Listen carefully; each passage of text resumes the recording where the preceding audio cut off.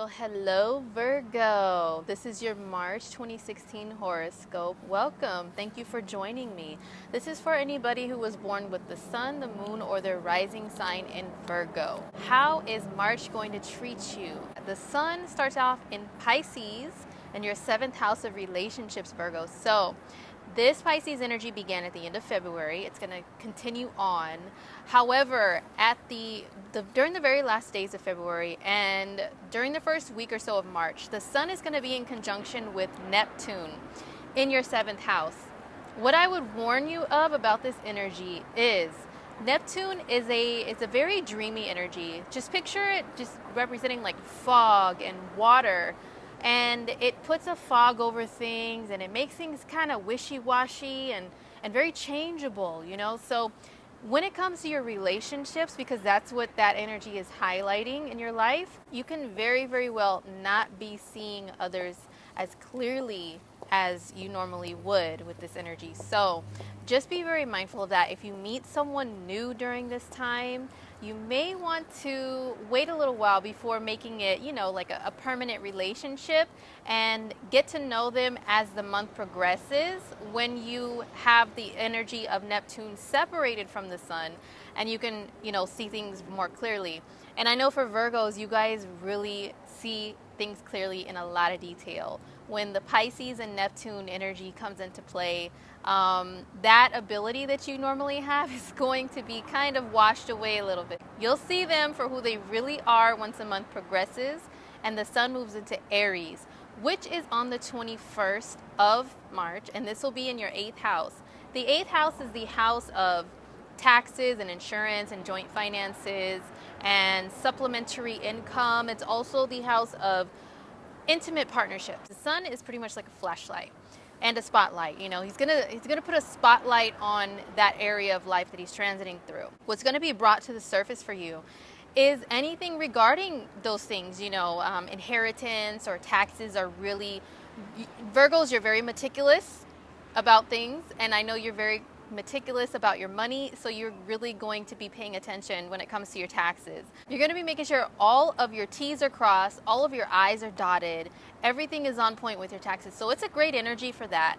Also, it's a great energy for focusing on joint finances when it comes to partnerships. When it comes to somebody that you're in a serious relationship or business partnership with, and you need to pay attention to your money. How are you guys spending it? Are you budgeting it? Where is it all going? It's also the house of investments. Are you investing it properly together? You know, how is your money growing? How are you guys progressing as a couple, as an intimate bond? You know, it's not just money, it's all about intimacy, how close you are. So those are some things going to be pointed out, you know, and going to be coming to the surface and coming to the light during the month of March from the 21st on. Venus is in Aquarius in March for the first 2 weeks, and that is your 6th house of work, daily routine, your health, your habits. And Venus has been there since the end of February or mid-February about, and what your focus has been as far as like Venusian things, because Venus represents, you know, what you enjoy, how you enjoy life, how you enjoy anything that pleases the 5 senses. It's also money, and it's also relationships. So the 6th house is the energy that's very similar to Virgo, because Virgo, you're the 6th sign on the zodiac wheel.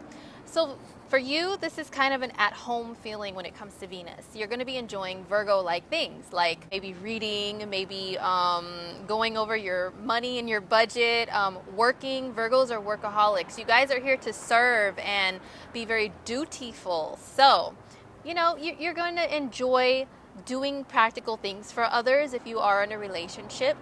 And also, you may be enjoying time at work, you know, in the work environment. And also, Venus in the 6th house is a time where you pay attention to your health and your appearance, because Venus rules beauty and appearance. So maybe getting some things right as far as your diet, because it'll affect your appearance.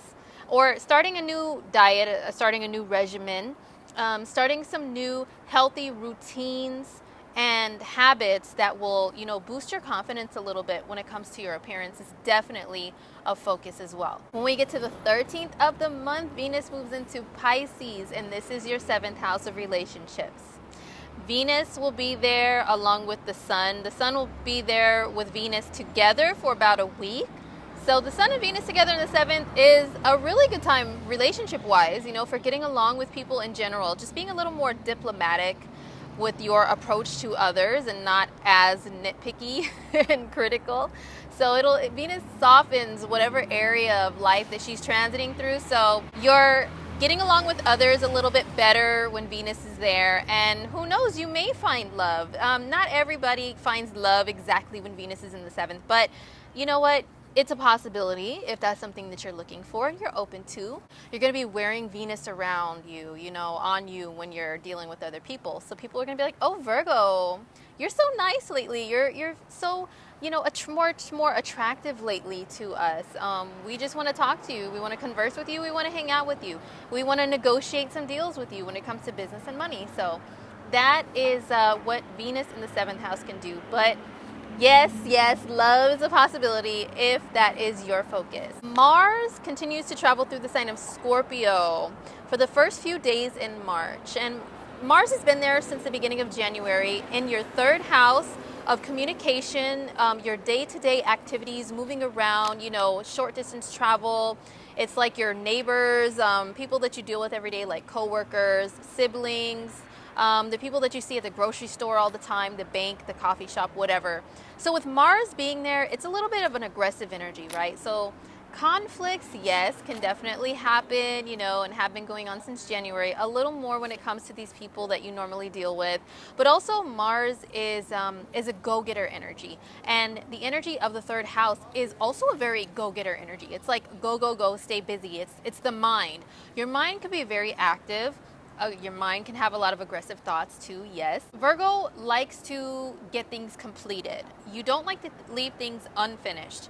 With Mars being in the 3rd and in Scorpio, Scorpio is a very driven energy, and Mars is a very driven energy. Scorpio is very concentrated with its drive though. So when it comes to day-to-day activities and getting like your to-do list and your checklist knocked out, this has been a great time to do that. Put a great emphasis of focus in that area and really get things done. Yeah, definitely avoid, you know, the conflicts and being a little too overly competitive with people while Mars continues to be in your 3rd house. But remember, that's only the first few days of March, because once we get to the 6th, 7th of March, Mars moves into Sagittarius, and this is your 4th house. So the focus is going to shift. Your drive is going to shift towards matters of home, matters to do with family, matters to do with actually physically fixing things around your home.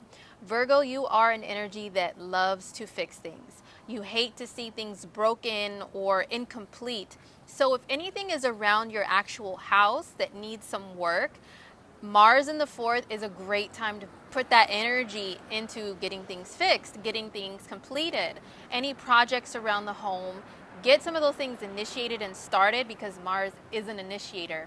And you will get them done, and I'm sure it'll turn out great. What you don't want to do with this energy is aim that Mars aggressive arrow at family members and bicker at them and fight with them. That is a possibility. They may aggravate you and irritate you a little bit more, Virgo, I'm sorry to say, while Mars is in the 4th house. But do whatever it is that you do to try to remain, you know, calm. And you know what, with Venus being in your 7th house, which is relating one-to-one to others and communicating one-to-one in relationships with other people, Venus will help you smooth things out if Mars gets a little too aggressive, you know, when it comes to dealing with your family members or people that you consider to be family. So use that Venus energy in that way, and Mars in the 4th won't be so, you know, conflictual. But also family members may aim their arrow at you and cause conflict with you. And Virgo, just try to make yourself rise above the situation and maybe go somewhere to keep yourself calmed down, and you'll be okay with this transit. Mercury, your ruler, starts out the first week of the month being still in Aquarius, where he has been since February. And this is in your 6th house of work and health and daily routine. So within your work environment, you can be kept really super busy. All right, your bosses may be giving you a lot more work. You may have a lot more duties added onto your workload.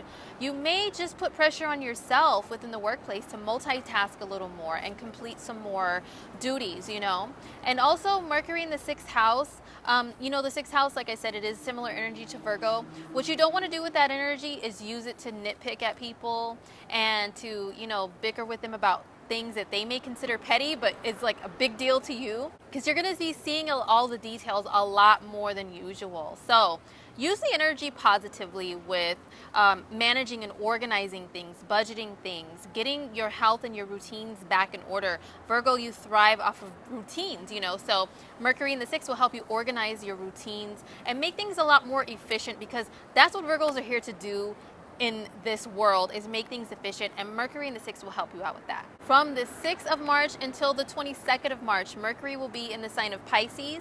This is your 7th house of relationships and negotiating one-to-one with other people.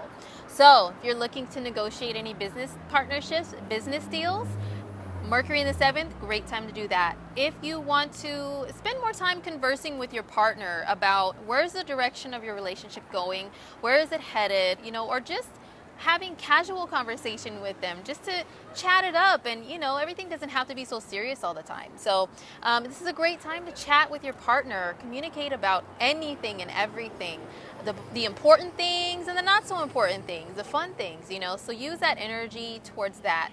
Once we get to the 22nd, Mercury moves into Aries, which is your 8th house. So communicating one-to-one with a serious partner about your finances is definitely on the horizon with this energy. But also, Mercury in the 8th house is very deep thoughts. It's deep thoughts about, it's like deep psychological hidden things that we hide away. And then when Mercury gets there, it brings it out back into the forefront, into your mind, okay? So if it is any like traumatic experiences, any past experiences that weren't so good, that may have been hurtful or painful, just make sure that you have someone that you trust to speak to, like a therapist or maybe a trusted friend, or just anybody that you feel comfortable opening up those like intimate doors and knocking down those walls to share your personal thoughts with.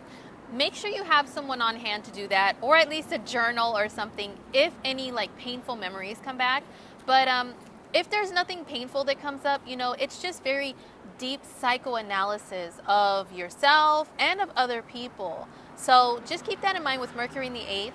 But it is a great time to manage and organize joint finances with a partner for sure. All right, Virgo, so there are 2 very important eclipses that I need to tell you about that's happening in March.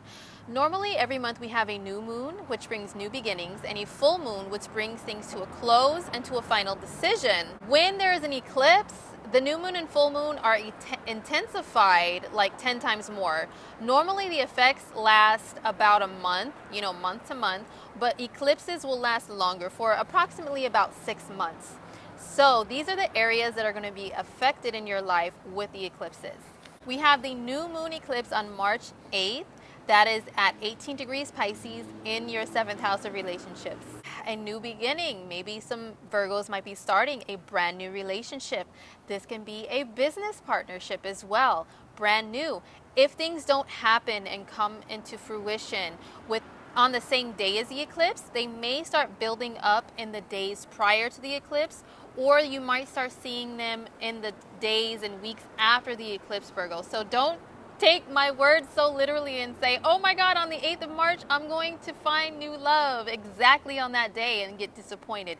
Nothing is always exact, but around that time, definitely a new beginning when it comes to relationships, including starting a new one. It can also mean ending one to bring in, some clarity in that area of your life, clear out the bad so that new can come in later on. The full moon eclipse is going to be at 3 degrees Libra in your 2nd house of earned income, and this is on March 23rd. New beginning when it comes to finances, joint finances, or things may come to an end, which means ending a way that you earned your money. But don't fret and don't get all worked up and worried, Virgo, because if something ends, it's to make room in your life for something new to begin, okay? So a new opportunity could also come up because Jupiter is still in your sign through the fall of this year, up until about September of this year. So Jupiter brings opportunities, okay? And just keep in mind Jupiter's there. Jupiter will help you out with opportunities being brought to you if you lose a way that you earn your income due to the full moon eclipse, okay? So not only can it clear something out, it can also bring something in. You can finally close the deal on a way that you earn your income. Maybe you've been trying to get a second job or get a business of your own going simultaneously while you work for a company or something like that. And when the full moon comes, it can finally say, you know what, I made this decision and I'm going to start this new job or start this new business venture to bring in more money. So that is what the full moon in your second can do. All right, Virgo, so to wrap up the month of March, basically your main focuses are going to be on your 7th house of relationships, your 8th house of joint finances and partnerships and deep intimate bonds, deep psychological thoughts and feelings, and also your 6th house of work and health and daily routine, and your habits and your regimens and your duties. Basically, you're going to be extra Virgo-like this month, so be prepared for that. Secondary focus is going to be your 2nd house of earned income because of the eclipse, your 3rd house of daily day-to-day activities, what you do, traveling short distances and running errands, communication, and also your 4th house of the home, the physical home, and your family. Okay, so those are your focuses for the month of March. I really hope everything manifests for you in the most beneficial and efficient ways. All right, and enjoy the month of March. Don't forget to subscribe because I will be doing these every month. I absolutely love doing horoscopes for you guys. I hope this was helpful, Virgo. I will see you next month in April, and take care of yourselves.